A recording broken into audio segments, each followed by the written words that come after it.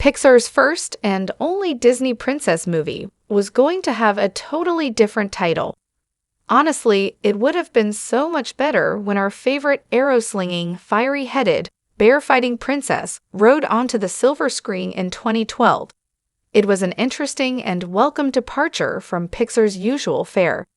Female-led and offering a more Disney fairy tale-like feel.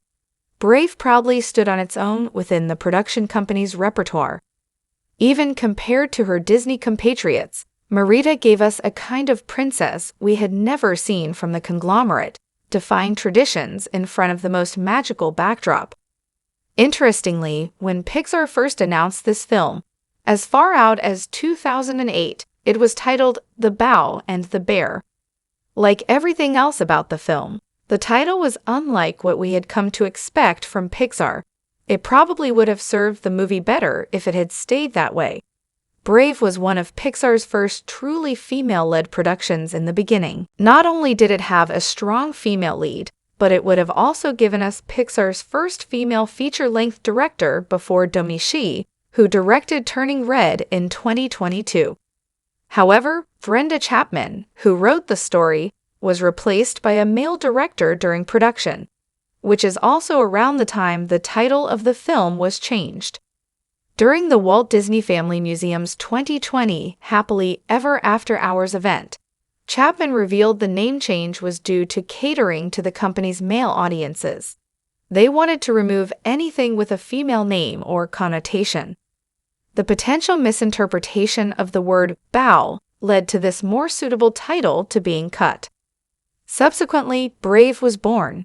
This single-worded, more enigmatic name that gave us very little of what to expect from the movie aligns with Pixar's filmography from their very first animated film, Toy Story, to their latest original, Elemental. While this may make the film more on-brand or androgynous, it strips it of the satisfying irony that The Bear and the Bow delivers, especially after you've watched the film.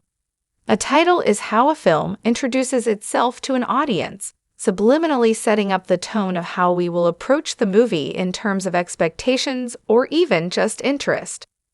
Brave tells us it is just another Pixar animation.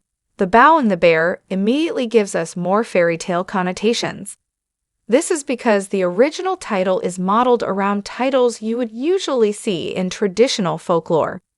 They generally draw upon significant iconography or symbolism in the tales, and state them plainly and clearly in the title. Considering Chapman's inspiration for writing this story was a Brothers Grimm tale called Snow White and Rose Red, as per the aforementioned interview, choosing a title that reflects these origins feels more appropriate. The Bear and the Bow follows the tradition of embodying the two main forces we see in the film, and immediately creates the folklorish feel that resonates throughout the mythical setting of Brave. The 10th century Highland landscape in the film is so connected to the rich oral tradition in Scottish culture, making it feel like a crime that the title would be stripped of these ancestral and significant associations. For all its connotations with tradition, what makes The Bow and the Bear such a powerful title for Merida's story is the delicious irony that it brings once the film begins.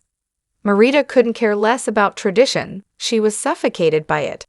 Her characterization and arc depart drastically from what we had seen from Disney princesses in prior films. She is the one who carries the weapon and slays her own metaphorical dragon, all while exhibiting crude mannerisms that even the kind Cinderella would vaguely frown upon. The focus on the dynamics between Merida and her mother is also practically unheard of in the Disney princess world, where biological mothers are often dead and replaced by evil stepmothers. In a personal piece written in the New York Times, Chapman talks about how the story was inspired by her own daughter, enabling her to create a rich tapestry of their relationship that is unprecedented in this realm. The Bear and the Bow is a title that would have seemed like its own entity, engaging with the film in an interesting way while making the viewing experience for us more nuanced. It draws us in with its fairy tale connotations, evoking sentiments of battle, adventure, magic, and folklore. then it is smartly affieved by a headstrong redhead, valiantly fighting against tradition and finding a place in her family where she can be herself. Merida is truly a princess who stands on her own and should have been given a title that reflects that, irony and all.